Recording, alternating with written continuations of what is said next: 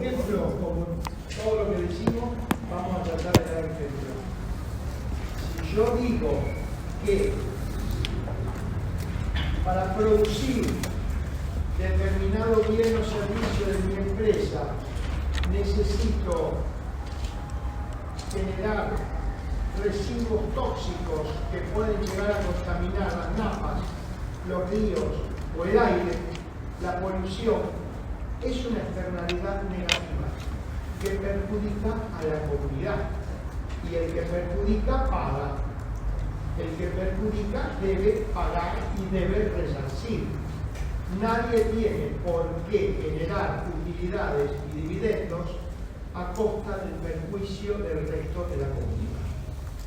Eso sería un concepto de externalidad negativa. Externalidad positiva, al revés, cuando se construye un acueducto, un túnel, una ruta, un puente, una estación de subte que beneficia a la propiedad que nosotros tenemos. Nos enriquecemos porque el metro cuadrado de nuestra propiedad vale más caro, pues entonces decimos que es una externalidad positiva y nadie tiene por qué enriquecerse con el impuesto del resto de la comunidad. Por lo tanto, el que se enriquece de esa forma debe resarcir. Entonces, externalidad, que es lo que pasa, todas las palabras que yo diga en esta materia, ustedes lo ponen en Google y tienen un montón de cosas. Wikipedia, cualquier de estas enciclopedias digitales que hay hoy en día, ustedes tienen ese beneficio de que a través de la web tienen la biblioteca más grande del mundo. Bueno, entonces pueden ampliar todo lo que nosotros decimos en la web y también obviamente está en la selección de textos.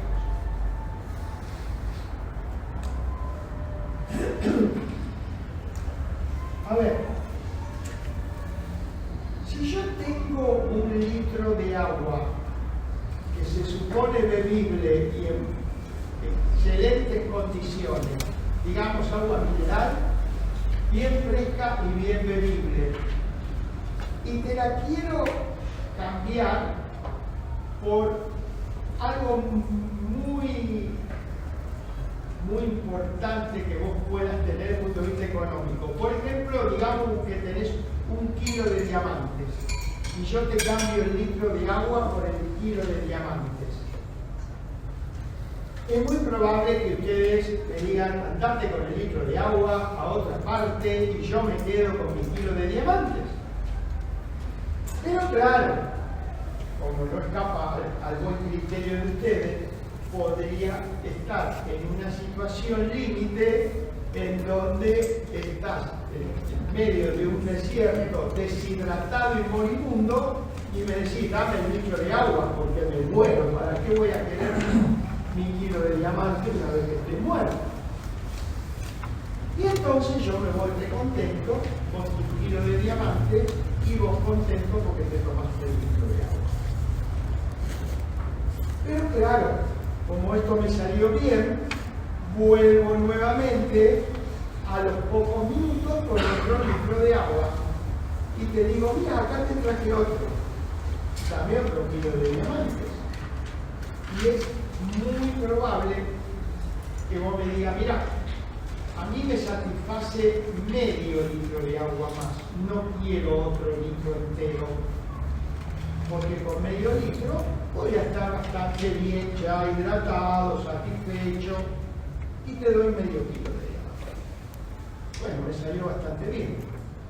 Vengo nuevamente y es muy probable que me diga, mira, andate con el agua a otra parte, ofrecésela a otro, yo ya no quiero más agua. Estoy absolutamente satisfecho y me quedo con mi resto de diamantes. Quiere decir que cada unidad adicional de beneficio que yo te otorgué, a vos te reportó una utilidad cada vez menor. Es decir, tu utilidad va decreciendo. Es así el funcionamiento del mundo.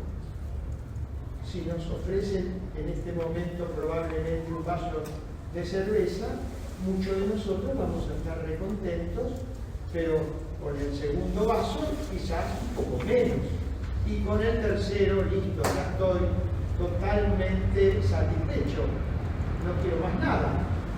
Bueno, concepto de utilidad marginal decreciente, comportamiento que se da en los seres humanos, no en las personas jurídicas, solo en las personas humanas. Utilidad marginal de un bien es el aumento de la utilidad total que reporta el consumo de una unidad adicional de ese bien. Y decrece, pues, una unidad adicional de consumo eleva la utilidad menos que la unidad anterior. Menos que la unidad anterior. En los seres humanos es ese comportamiento. Y lo vemos en nuestra alimentación, y lo vemos en cualquiera de las cosas que nos benefician o nos gustan. El beneficio que se nos provee va disminuyendo psicológicamente en nosotros. Por lo tanto, si psicológicamente disminuye esta necesidad, yo puedo decir de que tu colaboración hacia la comunidad puede ir aumentando a medida de que aumenta el ingreso, porque a vos te va a reportar un beneficio psicológico cada vez menor. Entonces, si yo te aumento el sueldo todos los meses, es muy probable que los primeros aumentos lo dediques a solucionar las necesidades incumplidas. Pero luego dirías, bueno, yo invierto, valor inmobiliario, plazo fijo, está bien, ponerle banco, te vas preocupando cada vez menos. Entonces yo puedo aprovechar esto y quitarte cada vez más. Por eso que el impuesto a la renta, vamos a ver que resulta, y en el mundo se aplica así, resulta progresivo. Es decir, a medida que aumenta la renta, te quito cada vez más. Y te quito más y más y más. Hay un límite. No es una manera exacta el límite. No me pregunten cuál es el límite de lo que puede ser la alícuota del impuesto a la renta. En el mundo, más o menos un tercio. Debo decirles entonces de que todos trabajamos aproximadamente 4 meses al año para pagar impuestos, en promedio. Algunos ni trabajarán, otros trabajarán mucho, pero en promedio nosotros tenemos lo que se denomina la presión fiscal directa, que es la sumatoria de todos los impuestos dividido el PBI, más o menos puede estar rondando ese número. Y nuestra ley también tiene el límite del 35% de la renta. Claro que este comportamiento no se da en las personas jurídicas, porque vos bien sabés que si sos un buen directivo, un buen gerenciador de una persona jurídica, vas a estar mejor considerado cuanto más dividendos le des a tus accionistas. Por lo tanto, en las personas jurídicas no se cumple este principio de utilidad marginal decreciente. Cuanto más gana, más quiere ganar la sociedad, porque los accionistas están ávidos de recibir la mayor cantidad de dividendos posible. Entonces la progresividad en las personas jurídicas no sería muy aplicable. Igual existe acá, en la última modificación, una cierta progresividad. Pero bueno, se ha puesto nada más que como una política recaudatoria, no por cumplir con el principio económico de utilidad marginal del Estado. Ahora, ¿qué es una competencia perfecta? A ver, una competencia perfecta es un mercado. ¿Y qué es un mercado? Nada más que un lugar donde confluyen compradores y vendedores. Cualquier lugar donde, puede ser una plaza, donde confluyen muchos compradores o vendedores de algo. Simplemente eso lo llamo mercado, desde el punto de vista económico. Pero es un mercado con, en este caso, y si digo este mercado tiene competencia perfecta, ¿qué estoy diciendo? Que hay muchos compradores, muchos, no sé cuántos, muchos compradores y muchos vendedores. Y un cambio, tanta cantidad de muchos, que un cambio de conducta de uno de ellos no altera demasiado la conducta de los demás. No altera demasiado. La altera, la puede alterar, pero no demasiado. La conducta de los demás. O sea, no influye tanto la conducta de uno en la conducta de los demás.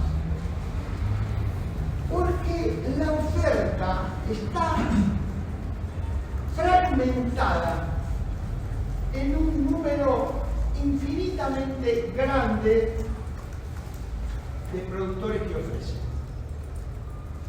Y la cantidad ofrecida por cada uno de ellos es insignificante respecto del total. Es insignificante respecto del total. Si no se da esto, hay una competencia imperfecta. Yo puedo dar, como me gusta, dar un ejemplo, puedo decir que de lo que nosotros conocemos, que la Bolsa de Comercio de Buenos Aires se aproxima a una competencia perfecta, porque todos sabemos al instante a qué precio se ha vendido o se ha comprado un título valor que cotiza en esa bolsa. Y eso no cambia demasiado la voluntad que podamos tener nosotros. Puede variar, pero no demasiado.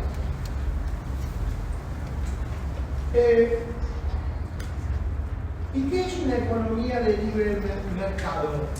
¿Qué sería una economía absolutamente de libre mercado? Cuando el Estado no interviene en la asignación de recursos. Los grandes principales recursos de la economía es el capital, la mano de obra y la tierra. No son todos, hay más recursos que tiene la economía, pero estos son los tres grandes recursos principales. El Estado no interviene, o interviene muy poco, muy poco. Es más, le voy a decir un caso donde necesariamente le vamos a pedir que intervenga, porque falla esta competencia. Y una economía autoritaria, bueno, al revés, cuando el Estado toma todas las decisiones sobre la producción y consumo. Y podríamos estar en un intermedio, ¿no? En donde hay algunas intervenciones estatales que están asignando recursos. Por ejemplo, cuando el Estado interviene en las remuneraciones, cuando el Estado interviene en lo que tenés que importar o exportar, cuando el Estado interviene en el tipo de cambio, cuando el Estado interviene en lo que tenés que indemnizar vos a tus propios empleados, en fin, todas esas cuestiones que sufre el empresariado cuando el Estado se intromete en la actividad privada.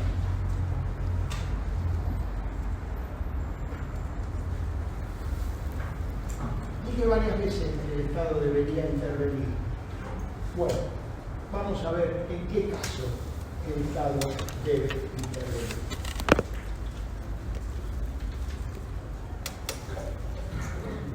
Así como desde el punto de vista social dije que el Estado debe intervenir con este principio de subsidiariedad para mantener un orden social, ahora digo que el Estado debe intervenir para mantener un orden económico. Si nosotros tenemos monopolio, el monopolio probablemente maneje la producción a su gusto y el consumo a su gusto. Y no es bueno que existan monopolios. No está bueno. Está bueno que exista competencia. Entonces, de alguna manera, desde el punto de vista de las finanzas públicas, deberíamos intervenir para fomentar que una actividad monopólica tenga otros competidores a su lado. Y eso lo podemos hacer, por ejemplo, a través de un régimen de promoción, a través de un régimen crediticio, a través de un régimen de alentar inversiones. Y si no la tenemos en nuestro país, inversiones del exterior que vengan a nuestro país. Pero el monopolio no está bueno en la economía.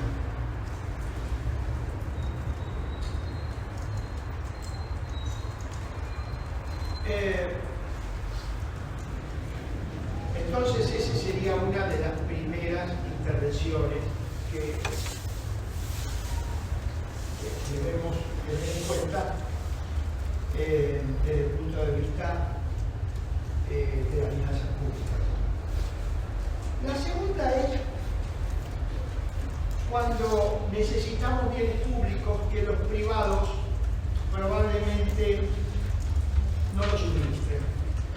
Hay determinados bienes públicos que el Estado, que los privados no lo van a suministrar.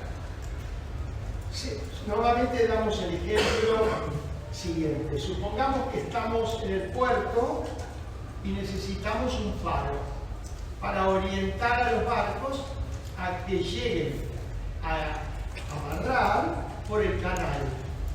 Pero claro, ¿qué compañía naviera va a construir un faro sabiendo que los competidores van a poder usufructuar de él?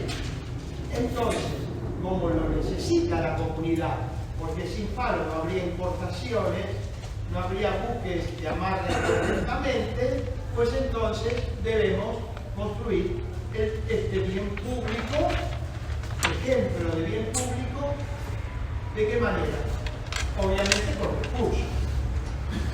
Claro, el Estado no genera por sí mismo recursos, y si los genera son muy pocos. Puede generar. Está mal que yo diga que el Estado no genera recursos, porque inmediatamente me van a decir ustedes, no, ¿cómo? ¿Qué están diciendo? El Estado tiene empresas públicas también que le dan dividendo a las acciones que tiene el propio Estado, pero son mínimos esos recursos. ¿Qué es lo que hace el Estado? Le quita al sector privado. Obviamente, entonces, para construir este faro, podemos generar una especie de peaje, cobrando a los barcos que naveguen por el canal, cobrando una contribución, una tasa de amarre o cualquier otro método que se les ocurra. Pero entonces es un ejemplo de un bien público que el Estado necesariamente debería hacer. Necesariamente debe proveer, porque es necesario para la comunidad. Tercera intervención, cuando estamos en presencia de externalidades, ya sean positivas o negativas. Si son negativas, aplicamos sanciones. Nadie tiene por qué generar polución en el ambiente y nosotros respirar el aire contaminado, o que contamine las napas y nosotros sembramos y después generamos ahí recursos de la naturaleza que están contaminados en una tierra contaminada, o cañerías que estén totalmente contaminadas y cuando queremos nosotros usar de ellas realmente está en mal estado, pues entonces sanciones, multa, aplicación de mayores tributos, todo lo que podamos contra el que perjudica. Y el que se beneficia, también nadie tiene por qué enriquecerse a costa del trabajo de los demás. Enriquecete de tu propio trabajo, pero no del trabajo de los demás. Entonces le aplicamos lo que se denomina una contribución de mejora, que es uno de los tipos de tributo que hay. La contribución de mejora, que pretende resarcir externalidades positivas.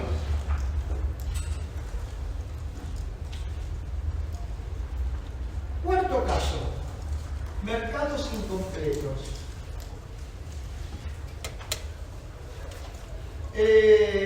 ¿Por qué puede estar incompleto el mercado? Porque tiene beneficios inferiores a su costo de producción y entonces no lo quieren suministrar los privados. Los privados no quieren suministrar lo que da pérdida. Nadie tiene por qué brindar un servicio a pérdida. Pero a veces es necesario ese servicio. Por ejemplo, ¿quién va a dar crédito a una persona pobre? Nadie le presta al pobre racionalmente.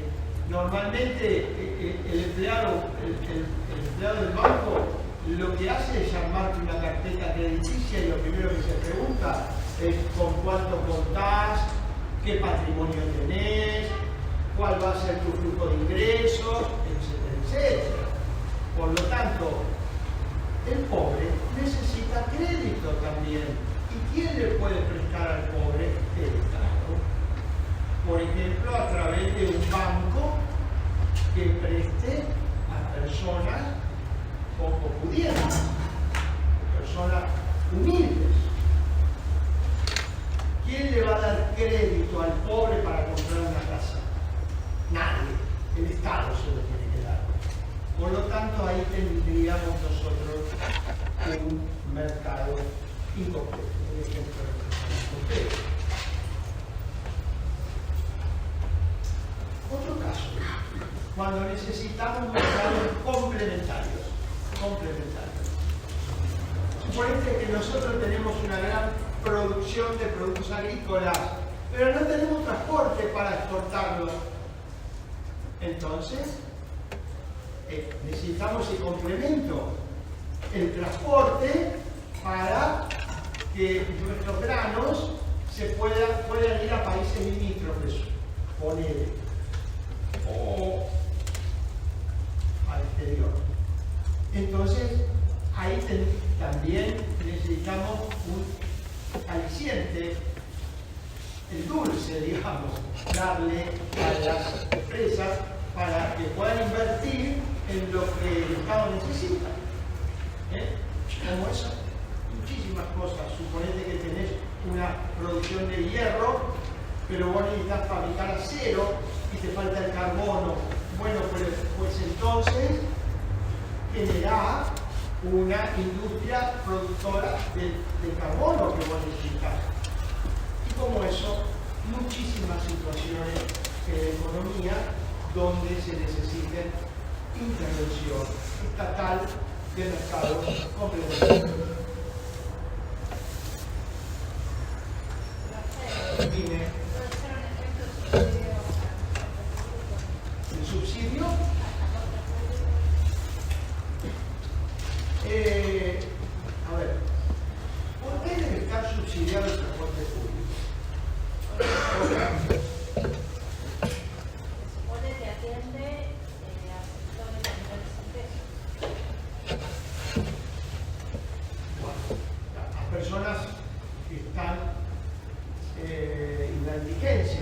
cerca de ella. Un ingreso menor. O un ingreso. Entonces, como la tarifa es diferente, es más baja de lo que deberían cobrar esas empresas, se les subsidia el combustible. Sí, puede ser. En el momento en que la economía crece, ese subsidio debería ir desapareciendo. Porque cuando la economía crece, todos nosotros no vamos a necesitar de ese subsidio, supuestamente. No todos los países del mundo tienen un subsidio al transporte público. Quienes tuvieron la suerte de viajar por Europa habrán visto lo que cobran los trenes, claro, todo privatizado, ¿no? Todo privado, no hay público, pero brindan un servicio puntual y excelente. Entonces la gente lo paga de buena manera, no tiene ningún problema. Pero bueno, se necesitaría esto quizás momentáneamente hasta que la economía vaya teniendo auge. La economía en auge, donde todo el mundo trabaja, donde todo compran, donde todo venden, quizás ese subsidio debería ser mínimo. Pensá que cuanto más subsidio tengas, más vas a necesitar sacarle el dinero del bolsillo a todos tus compañeros. Y obviamente esta ley es una herramienta, yo lo que les digo siempre a los chicos, esto saben lo que es, una herramienta para sacarle a todos ustedes la mayor cantidad de dinero posible del bolsillo. Lamentablemente es así. Entonces, cuanto más necesitemos subsidiar, más dinero vamos a sacarle a la gente. Bueno, perfecto. Yo hablé de un ejemplo de la competencia perfecta y te dije, la bolsa de comercio podría ser, el mercado de fruta y hortaliza podría ser una competencia perfecta. Pero fíjate vos que lo que tiene como herramienta esta competencia es la información.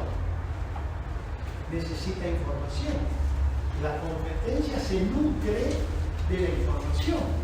Y si falta información, y bueno, hay algo que la competencia no va a tener, su herramienta, una herramienta fundamental, la información. Por lo tanto, necesitamos que, por lo menos yo diría que todos los comerciantes pongan en su vidriera de precio, pero solamente es obligatorio en los grandes centros de consumo. Y aún así, bien ustedes saben que hay productos que la góndola no tiene el precio. Pero nosotros deberíamos tener buena información de los precios. Por eso está bueno cuando te dan ofertas y la oferta tiene publicidad, porque todos sabemos ¿por qué tiene tanto éxito esta aplicación de Mercado Libre? ¿Por qué tiene tanto éxito? Porque aparte de la comodidad de comprar a través de un celular y nos traen el producto a nuestro hogar, y es una empresa súper eficiente, nosotros tenemos ahí varias empresas que publican y tenemos buena información del producto. Es más, cuando vamos a comprar algo, por lo menos yo, lo primero que hago es a ver cuánto vale el Mercado Libre, ¿no? Y después veo dónde lo compro. Pero nos da una idea, porque es información, nosotros necesitamos información. De manera que cuando no la hay, sanciones, multas. Ahí, fundamental. Necesitamos información.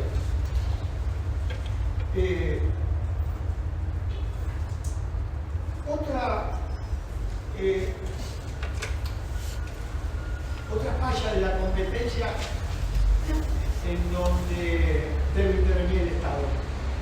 cuando hay alguna actividad de la economía que está paralizada. No paralizada por una queja gremial, que es la que más conocemos, paralizada porque lamentablemente está fallando alguno de ese factor de la producción. Por ejemplo, porque no hay crédito, porque no hay importación de un producto que necesita la industria, porque el tipo de cambio no es el correcto para que se pueda exportar, y entonces se paraliza la exportación. Por todos esos motivos, si hay un paro de actividad, es un termómetro de que algo en ese sector no está funcionando bien. Por lo tanto, ahí debe intervenir de forma inmediata el Estado solucionándolo. Por ejemplo, si falta mano de obra y las empresas están buscando personal tecnificado y no encuentran y no se puede producir, y eso nos perjudica a todos, entonces debe intervenir el Estado necesariamente. Otra cosa. Un ejemplo puede ser las propiedades que algunos bancos sacaron préstamos hipotecarios. Sí, claro, que se necesite un crédito hipotecario en la economía porque los privados no lo otorgan y entonces lo tiene que otorgar el Estado. Eso decís vos. Sí, pero es algo que está bien, momentáneo, porque ese tipo de actividad tiene, salvo para las personas indigentes, pobres, en donde ningún banquero le va a prestar a un pobre. ¿No sería el caso entonces que lo que el Estado tendría que hacer en ese caso es la construcción de las casas más allá del financiamiento bancario? Si el Estado hace las casas directamente, la financia directamente el Estado, el banco, ella puso, por ejemplo, el banco hipotecario es un banco privado. Hoy es un banco privado. Es privado, el banco hipotecario, pero no es el único banco que da se llama hipotecario, pero sí, ya no es. Pero no es exclusivamente exacto. eso. Por eso, yo digo, las casas las tendría que construir el Estado como para solventar ese faltante para personas pobres. Exacto. Por ejemplo, no crear ejemplos antiguamente. Pero eso es lo que dije, que debería haber un banco que dé crédito al pobre, como antiguamente. Ustedes no lo vivieron porque son muy jóvenes, pero estaba la Caja Nacional de Ahorro Postal, donde los chicos en los colegios depositábamos, en aquella época con la inflación, y se depositaba en la libreta, ¿vos te acordás? Yo la tenía, La libretita con tapilla, bueno, la idea era de que esa institución ahorraba, porque no había inflación, existía la alcancía en otra época. Hoy en día ustedes se reirán, bueno, la alcancía hoy en día es digital, obviamente, pero uno podía ahorrar y mantenía valores el dinero. Hoy en día se pulveriza, obviamente, ya las cosas han cambiado, pero esa institución estaba funcionando para dar crédito a personas poco pudientes. Era el sentido. O sea, captaba ahorro y daba crédito a personas poco pudientes. Luego aparece el Estado financiando y otorgando vivienda, pero lamentablemente todo lo que hace el Estado lo hace mal. Lamentablemente hemos tenido malas experiencias. Probablemente alguno me contradiga y piense que el Estado debe hacer obras que podría estar haciendo la empresa privada. Yo sostengo que tiene que estar en manos privadas. Realmente tiene que estar en manos privadas. Contame. No estaba el Sonavi. Claro, Conavi, que era algo así como decir, es similar similar a un banco que otorgaba crédito para la construcción de vivienda. Tal cual. Tal cual. Entonces, todo lo que podamos sacarle al Estado y que quede en manos del privado es lo ideal. Todo lo que podamos. Pero, fíjate vos que hay cosas que tienen que intervenir necesariamente.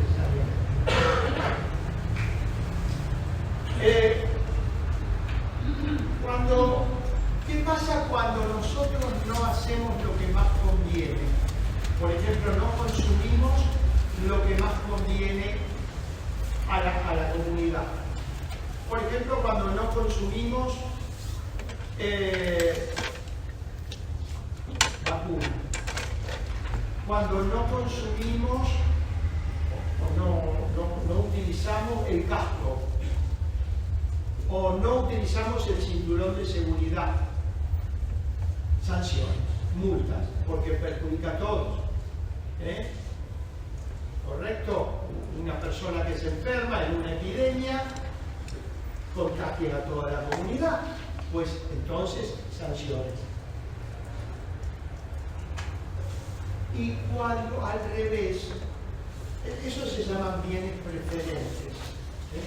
Cuando no consumimos bienes preferentes, el Estado debe aplicar sanciones. Y a su vez, cuando consumimos bienes que perjudican a la comunidad, lo contrario, cuando consumimos bienes, por ejemplo, el tabaco, que perjudica el aire, o consumimos bienes que perjudican a la fauna, hoy en día no se usa. Está muy mal visto que alguno de ustedes tenga una piel de peletería cubriéndose del frío, pero antiguamente existía eso, lamentablemente, y implicaba la muerte de muchos animalitos para que una persona pudiera tener una prenda de abrigo. O los alcoholes, ¿no? Consumir alcohol al volante, obviamente sabemos todos que perjudica a la comunidad. Sanciones. Una de ellas es el impuesto interno a los consumos que va montado por sobre el IVA, que lo han estudiado ustedes seguramente en impuestos 2, los que han dado impuestos 2, impuesto interno al consumo, que también se aplicó a los objetos suntuarios. La voracidad fiscal de este país ha hecho de que lo que nació como impuesto a consumos no deseados terminó también aplicándose para objetos suntuarios. Ese impuesto se llama impuesto interno a los consumos. Lo van a estudiar en impuestos 2 seguramente.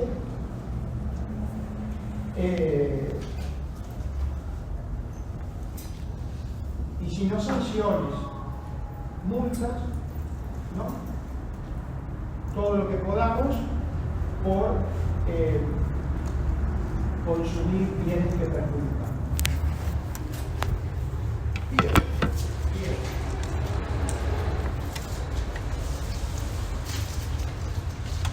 ¿Cómo vamos? ¿Vamos bien? ¿Estoy siendo claro lo que digo? A esta altura de la conversación, creo que nadie de ustedes me va a dudar de que si yo quiero tener a esta comunidad organizada, voy a necesitar sacarle dinero al bolsillo. Porque sin dinero no puedo, si yo soy el gerenciador al cual ustedes le dan el poder para gerenciar y ordenar esta sociedad, le van a tener que dar algo de dinero. Sin dinero no funciona el Estado. ¿Estamos de acuerdo? ¿Alguien está en contra de eso? Sin dinero, nada. Sin dinero, nada. Muy bien. ¿De dónde sale el dinero? Puede salir de mi propio patrimonio. El Estado tiene patrimonio propio. Tiene jurisdicciones, tiene bienes propios, bienes de dominio privado del Estado. Lo tienen en el 235, 236, 237 del Código Civil y Comercial, al cual los derivo. Hay bienes de dominio público que el Estado tiene, como los ríos, los puentes, los puertos, las playas, los ancladeros, los amarres, las plazas, las rutas, pero esos bienes, de hecho el Estado puede concesionar una parte de la playa, lo hace, pero para poder mantenerla, nada más, para mantenimiento, para conservación, pide un canon de explotación de una playa.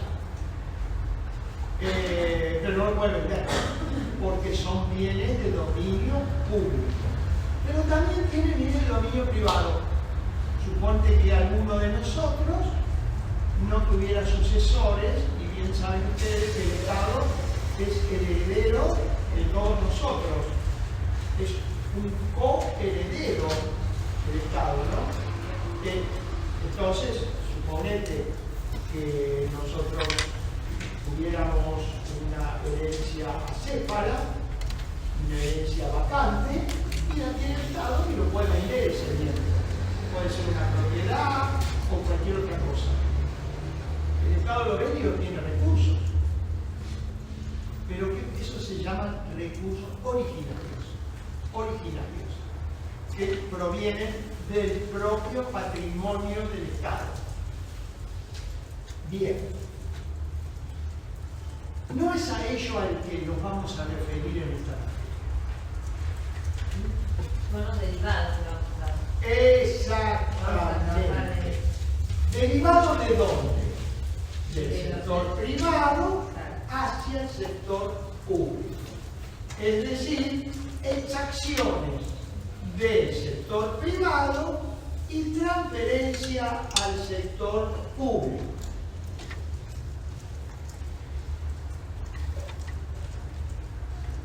Lo vamos a llamar recursos derivados de tipo monetario. Claro que el Estado tiene también recursos de otro tipo que no son monetarios, ¿no? Por ejemplo, puede tener recursos físicos. Sí, si hubiera una conmoción, una guerra, yo puedo reclutar a todos ustedes y les digo, chicos, vengan para acá, acá tienen un arma a defendernos. Por ejemplo, es un recurso de tipo físico. Si alguno de nosotros tuviera la desgracia de observar un delito, puede ser que la justicia nos llame y nos obligue a decir la verdad para aclarar lo que el juez no le resulta claro, como testigo. Es un recurso físico. También puede haber un recurso en bienes. Tratar de pasar por la aduana de Seiza, por el escáner, con una valija llena de perfumes importados. Probablemente tus perfumes van a parar al Estado y luego serán rematados. Y además vas a tener las flores y un lindo problema. Entonces, ahí también habría recursos de tipo físicos. No es a ello al cual nos referimos en esta materia, ni a los, es recursos en bienes, donde el Estado los decomisa y apropia, ¿no? No es ni en bienes ni físicos. Nos vamos a referir a los monetarios, exclusivamente monetarios, porque son los más eficientes. Imagínate si el Estado cobrara impuestos en quintales de soja. Realmente es un problema, porque la tiene que almacenar, tiene que buscar compradores, entonces no le resulta práctico. Debo decirles de que hubo jurisdicciones municipales que han cobrado tasas municipales en bienes. Se ha hecho. No es tan disparatado el tema, pero no es eficiente. Entonces, vamos a poner acá recursos monetarios derivados. Todos derivan del sector privado. Algunos de ellos van a ser compulsivos. Cuando digo compulsivos, quiero decir que voy a obligar a que vos me des dinero a mí, que soy el Estado, porque si yo no te obligara, vos la virtud altruista no la tenés, naturalmente. De decir, voy a colaborar con toda la comunidad, con parte de mi sacrificio, con parte de mi trabajo. Normalmente, racionalmente, eso no ocurre. Uno podrá tenerlo, pero racionalmente no ocurre. Entonces, necesariamente, te tengo que obligar. Y si no lo haces, te voy a imponer severas penalidades. A eso lo vamos a llamar compulsivos. Compulsivos, ¿no? Entonces, ¿qué hacer?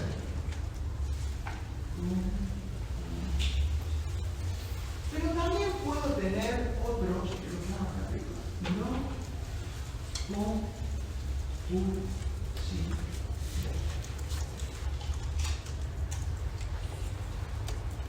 Chicos, yo no hice ningún intervalo con la idea de irnos un poco antes de las 10 de la noche. Yo entiendo de que no es una hora muy propicia para estar viajando después de las 10 de la noche. Si quieren, seguimos y terminamos 9:30. Sí. Bien. Entonces, ¿qué recurso no compulsivo puedo yo aplicar en esta comunidad? O sea, que no los obligo a ustedes. No los obligo. Uno de los recursos es la emisión monetaria. Imprimiendo moneda. Vamos a ver.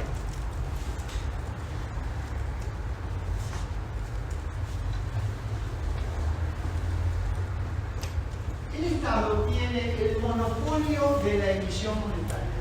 El único que lo puede hacer es el Estado. Señorial, ¿no? Sería señorial. Señoría. Me dice lo mismo. Puede ser.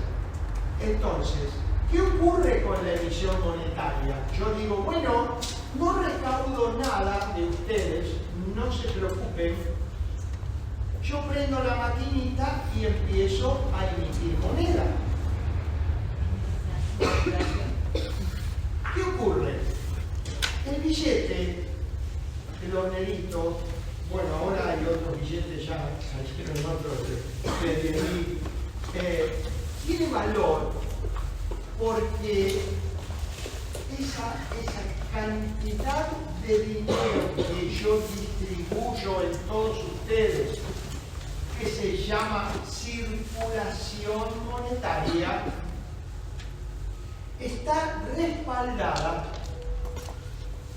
yo la tengo respaldada, o en lingotes de oro, que es una reserva de valor mundial y considerada por el mundo como, porque ustedes me dirán, ¿y por qué el oro y no el bronce? Y porque el oro es más escaso que el bronce y es más maleable y se ha utilizado en el mundo como una joya. Y el bronce no, por eso tiene valor. A lo mejor algún día puede ser el bronce o el cobre o cualquier otra cosa, o el litio o cualquier otra cosa. Pero es el oro. Y si no es oro, y también se ha utilizado el dólar. ¿Y por qué la moneda dólar? Y porque en el mundo se han puesto de acuerdo en que el dólar sirve para la transacción internacional. Tal es así que si vos consumís en euro, te lo convierten a dólar y tenés que pagar dólares. Cuando vas a Brasil, consumís la moneda, pero te lo convierten en dólares. se ha utilizado el dólar. Entonces tiene valor la moneda que yo imprimo porque tengo reservas tal que pueda yo compensar lo que distribuyo con lo que tengo de reserva. Puedo compensar a cualquiera de ustedes con una moneda o la otra, da lo mismo. Si yo tuviera, suponete, tanta cantidad de circulación monetaria como de reserva, valdría 1 a 1. Un peso, un dólar. ¿Correcto? Yo te la puedo cambiar. Cuando vos quieras, ¿qué querés? ¿Dólares o querés pesos? Me da lo mismo. Tomá, vale igual. Ahora, ¿qué ocurre? Si yo tengo determinada cantidad de reserva y empiezo a emitir moneda, duplico, triplico, cuatriplico 100 veces el valor de mi reserva, pues el valor de la moneda disminuye. ¿Pero por qué disminuye? Porque sabiamente nosotros observamos de que esa moneda no tiene respaldo y es simplemente lo que decimos un valor fiduciario, un valor que no tiene significado económico, es simplemente un papel pintado. Y entonces se produce el rechazo. Y cuando la comunidad desprecia un bien, pensemos que la moneda es un bien. Si nosotros despreciamos un bien y no lo demandamos, no tiene demanda, tiene valor. Entonces ocurre eso, pierde valor. Porque si no sería muy fácil. Si nosotros queremos mejorar la calidad de vida de todos nosotros, que es el fin último de la economía, ¿no? Mejorar la calidad de vida de la gente. ¿O qué piensan? ¿Para qué se inventó la economía? Para mejorar la calidad de vida de la gente. Si nosotros pensamos que con emisión monetaria le vamos a mejorar la calidad de vida, pues démosle una impresora a cada uno de ustedes y pónganse a imprimir todo el día. Y entonces van a tener una palma de billetes. ¿Pero van a vivir mejor? Y no, si no está respaldado por reserva de valor, esa moneda no va a tener ningún valor.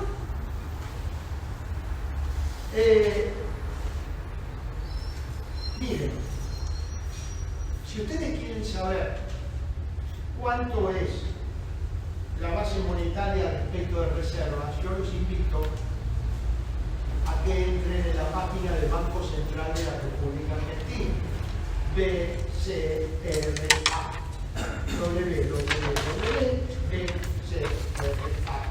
Entran en estadística, porque tienen muchas cosas, ahí son estadísticas principales variables. La circulación monetaria es el dinero que ustedes tienen en el bolsillo, o bien que tienen en lo que denominamos el colchón, que tienen en reserva en sus hogares.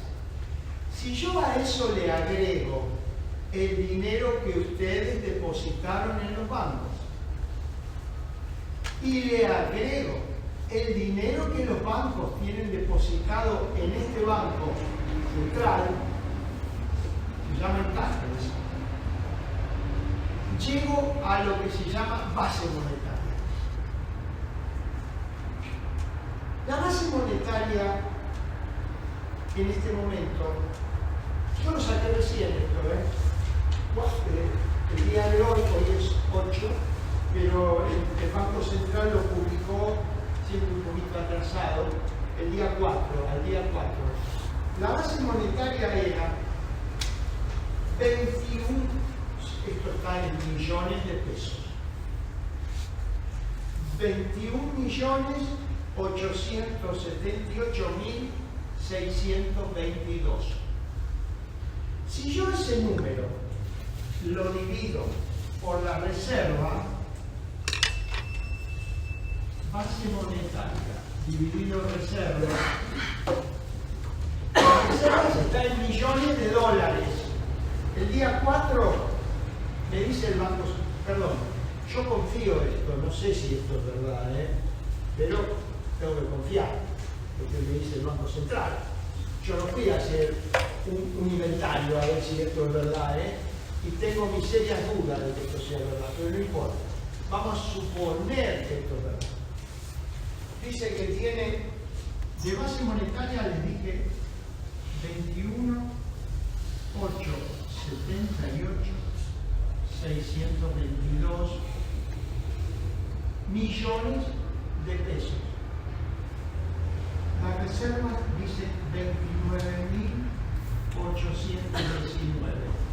Este cociente debería ser la diferencia de cotización del dólar. La base monetaria, porque si yo te dije que si esto es igual a esto, vale 1 a 1, ahora te tengo que decir que esta diferencia debería ser la cotización del dólar.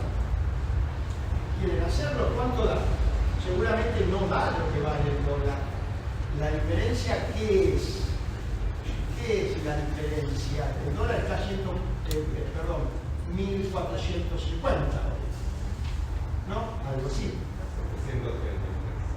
¿Cuánto te da esto? 733. Bueno, 736. 33. Sin embargo, no vale esto. ¿Por qué? Y porque nosotros sabemos que nos genera desprecio. La despreciamos la moneda nuestra. Tanto la despreciamos que si tenemos dinero cobrado por el aguinaldo, ahora lo primero que vamos a hacer es ir a consumir lo que ir a gastarlo. De alguna manera lo vamos a proteger porque se nos pulveriza día a día. Es como que se te derrite con un cubito de hielo. Todos los días un poquito. Y si cobráramos en dólares, bien se derrite, pero no tanto, muy poquito, lo guardamos, ¿no? Entonces, al despreciarlo, la gente pierde valor. Es lógico eso. Y bueno, por eso que vale el doble, ¿no? Hoy 1.400 y pico, y seguramente ese no debe ser el último valor que va a tener. Seguramente si hablamos la semana que viene ya este número habrá cambiado.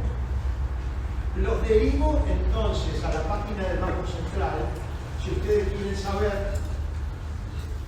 Una cosa importante, vieron que el gobierno dice en los medios públicos de que no ha emitido moneda. Los invito a que miren el valor, la base monetaria del día 29 de enero. Era la mitad. Yo lo tengo acá. Entonces, ¿Me puedo hacer una pregunta respecto a la emisión de moneda? ¿Los billetes nuevos no es emisión de moneda de 10.000? sí, no, pero pará. Pero puede ser que recupere de otra moneda. No sé. Puede ser, sí. ¿No podría ser una emisión encubierta? Yo tengo acá, sí, no, encubierta no, está bien descubierto. Yo tengo acá el día 29 de enero, los invito a ustedes que lo vean, porque pueden poner el día y aparece en la página del Central, donde tienen la variable de ese día. El 29 de enero, la base monetaria era 10.406.173 millones de pesos. Y las reservas eran 25.178 millones de dólares. Hoy en día me dice que son 21, quiere decir que duplicó la base monetaria. O esto está diciendo cualquier cosa. No sé. Hay que pagar los bonos que sacan. Claro, va a decir, pero tuve que pagar las LELIQ. ¿Qué pasó con las LELIQ? Las LELIQ las tenía el Banco Central. ¿Qué ocurría? Cuando tenía que pagar intereses, el Banco Central no tiene ingresos de impuestos, porque los impuestos van a pagar el Tesoro. no al Banco Central. Yo tengo el Tesoro por un lado como entidad recaudadora y el Banco Central, que es el banco al cual confluyen los depósitos de todos los demás bancos. Y además es emisor de moneda el Banco Central. Si yo no quiero emitir moneda, ¿de dónde saco para pagar los intereses de las LELIC? ¿Qué hizo el gobierno? Porque ustedes se preguntarán, se lo pasó al Tesoro, pero es como pasar de la mano derecha a la mano izquierda, o de la izquierda a la derecha, o pasar de la esposa al marido, o del marido a la esposa. ¿Es lo mismo? No, porque de esa manera, cuando tiene que pagar intereses, recurre a una disminución de gasto. En vez de emitir moneda, disminuye gasto. Es la idea. Por eso que hubo los primeros días del gobierno un tremendo esfuerzo para tratar de pasar todos los pasivos remunerados, que llaman ellos remunerados, todos los pasivos son remunerados, porque algún interés tiene que pagar. Lo pasó al Tesoro. Y hoy en día la deuda la tiene el Tesoro. Por eso se necesita que para pagar los intereses, si no querés emitir, ¿qué otra alternativa tenés? Bajar los gastos. No tenés otra. Como cualquier economía de nuestra familia. Igual no le están dando mucho eso. Porque siguen emitiendo. Dios quiera que sí, mira, yo te lo puedo asegurar. Todo el tiempo. Hace un par de días salió la noticia que se emitió un montón de dinero. Chicos, lo vamos a ver. A ver, démosle un año, qué sé yo, démosle un changüí de un año, a ver si mejora esto. Démosle tiempo, confiemos un año por lo menos, a ver. Y el año que viene, cuando vote la gente, se verá a ver qué es lo que pasa en el Congreso. Digo yo, ¿no? ¿Cuándo se renueva? El 25.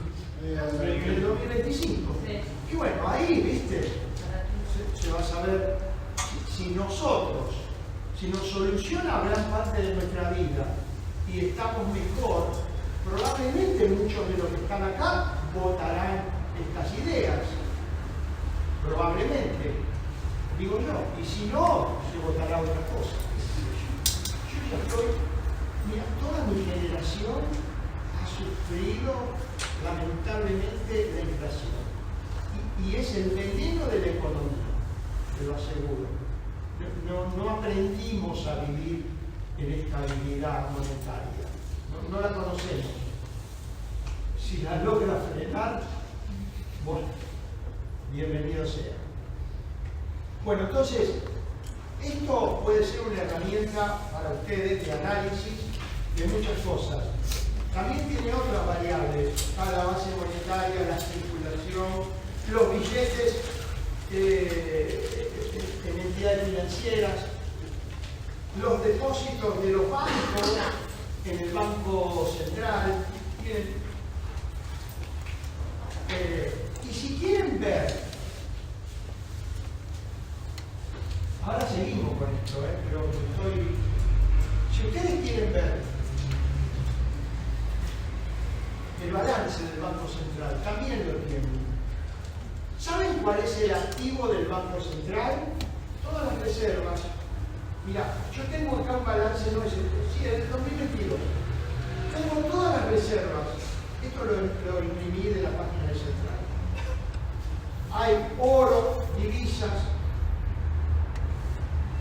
instrumentos derivados sobre reservas internacionales, títulos públicos, créditos al sistema financiero, aportes a organismos internacionales, operaciones de derechos por operaciones de pase.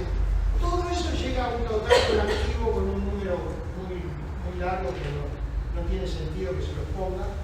Lo miran si les interesa. ¿Y qué es lo que tiene como pasivo, como deuda el Banco Central? ¿Saben qué es? La base monetaria. Es como que el Banco Central debe el dinero que nosotros tenemos, los en el pasivo. Si quieren mirar para tener una idea de cómo contabiliza el Banco Central las reservas y la base monetaria. Bien. Y también los derivo a algo muy interesante, muy interesante. Ley 27701. Anoten, ley 27701. ¿Saben lo que es esta ley? La ley de presupuesto. Pero claro, que es del 2023. Esto, para el 2024, no hubo presupuesto, no le han sancionado ningún presupuesto. Pero la Constitución Nacional, ¿saben lo que dice? Que debe ser sancionado antes de la finalización de las sesiones ordinarias. No se cumplió. Consecuentemente, cualquier cosa, ¿no? No tener presupuesto. Sí, el presupuesto sería como una hoja de ruta que el Estado tiene que aplicar para durante todo el año. Exactamente. Y al nombre del presupuesto, así estamos. Exactamente. A la deriva. Bueno, no importa. Pero así estamos. Profe, ¿Qué? eso del presupuesto, puede ser que porque él sacó el DNU no se está buscando. Veo que invoca tres razones económicas. No lo sé, mira, lo cierto es que no hay presupuesto. Sí, lo sé, pero sé que algo. No haber presupuesto se toma el 23. Sí, pero Y se puede actualizar mediante. hemos tenido 300 y pico de inflación. ¿De qué te sirve eso? Porque eso no sirve. Está todo. Para nada, pero no importa. Pero, miren, les quiero decir lo siguiente. Ley 27701, ¿no? Claro, esto es con el Congreso anterior, porque esto fue de fecha. ¿Cuándo se aprobó? Lo aprobó el Congreso anterior. En el 22 no lo aprobaron. Mira, estoy tratando de buscar la fecha acá. Sí que lo aprobaron. Claro, diciembre del 22. Tenés razón. Pero mirate vos, y los derivo a ustedes para que lo vean. Artículo primero. Fíjase en la suma de pesos. Mira, te lo voy a poner en miles de millones. Los gastos del presupuesto. Voy a poner 28.954 miles de millones. Gastos presupuestados. 28.954. Y esto es la ley 27701. Y recursos presupuestados, artículo 2, recursos, 22.554. ¿Me quieren decir qué irresponsabilidad tuvieron estos señores que están en el Congreso para aprobarle semejante disparate? ¿Cómo haces? Si tenés estos... Más gastos que recursos. Pero pensá en tu familia, si vos tenés un presupuesto. Pero, ¿qué significó esto? Arreglate como puedas, pero a mí me dan las partidas que yo te estoy aprobando. ¿Eso le quisieron decir? ¿Algo así? Esto es un disparate, esto no puede ser. ¿Te das cuenta? Bueno, los invito a que lo miren, yo no estoy inventando nada, es lo que está. Es lo que nos ofrece nuestro Congreso, esta ley. Nos ha dado un disparate, absoluto y total. Bueno, Profe, ¿la lista va a pasar rápido o no la dejas me para olvidé. rápidamente para... Rápido, vamos. Rápido, entonces llegué hasta ahí, Sí. hay que terminar eso. Lo leo rápido, chicos.